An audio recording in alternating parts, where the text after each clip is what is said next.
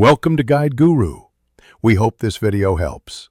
You begin with a 15x 15 cm square of craft paper and simple tools: scissors, glue, pencil. Fold the square in half diagonally both ways so the creases form an X. This gives precise reference lines for symmetry. Once done, fold the square into a preliminary water bomb base by bringing opposite corners together. This collapses the paper into a triangle. Make sure to press creases flat.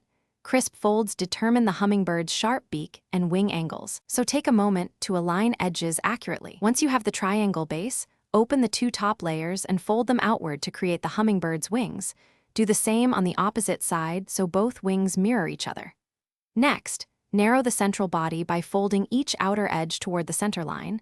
Leave about 0.5 cm so the tail can flare later. Carefully cut a small notch at the front tip for the beak, then use tweezers to curl the wing tips slightly. This adds lifelike lift and reduces bulk at the joints.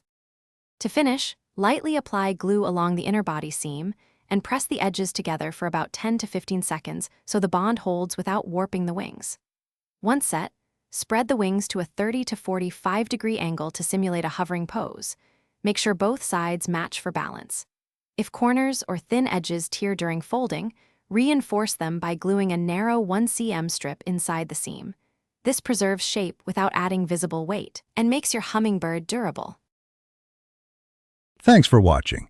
Consider subscribing if we helped you today.